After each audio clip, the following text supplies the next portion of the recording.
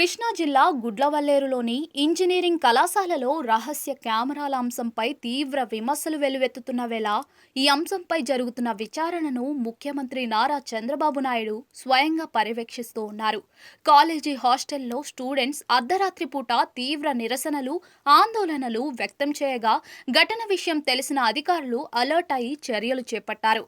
ఈ క్రమంలోనే వెంటనే జిల్లా అధికారులు మంత్రి కొల్లు రవీంద్ర, జిల్లా ఎమ్మెల్యేలను కళాశాలకు వెళ్లాలని ముఖ్యమంత్రి ఆదేశించారు.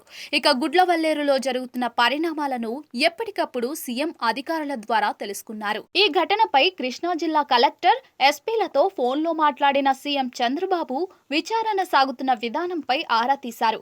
ఈ వ్యవహారంలో ప్రస్తుతం జరుగుతున్న విచారణకు సంబంధించిన వివరాలను ప్రతి 3 గంటలకు ఒకసారి తనకు రిపోర్ట్ చేయాలని అధికారులను ఇప్పటికే సీఎం ఆదేశించారు.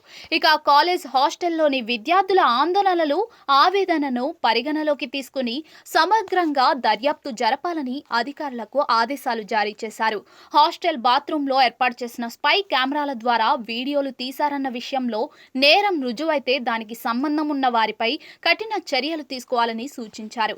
ఇక మన ఇంట్లో ఆడబిడ్డలకు కష్టం వస్తే ఎలా స్పందిస్తామో అంతే సీరియస్ గా విచారణ జరిపి ఘటనలో నిజాలు నిగ్గు తేల్చాలని ఆదేశించారు. ఆందోళనలో ఉన్న విద్యార్థులు, వారి తల్లిదండ్రులకు భరోసా కల్పించాలని సూచించారు. అయితే గతంలోనే ఈ ఘటనపై విద్యార్థులు కాలేజీ యాజమాన్యం దృష్టికి తీసుకెళ్లి ఫిర్యాదు చేసినా కూడా వారు పట్టించుకోలేదనే ఆరోపణలు కూడా ఉన్నాయి. వాటిపైన కూడా విచారణ జరపాలని అధికారులను ఆదేశించారు. కాలేజీ యాజమాన్యం, అధికారుల నిర్లక్ష్యం ఉంటే వారిపైన కూడా చర్యలు తప్పవని సీఎం హెచ్చరించారు. ఇక విద్యార్థులు, తల్లిదండ్రులు ఎవరూ కూడా అధైర్యపడొద్దని, ఈ వ్యవహారంపై ప్రభుత్వం కఠిన చర్యలు తీసుకుంటుందని ముఖ్యమంత్రి చంద్రబాబు హామీ ఇచ్చారు.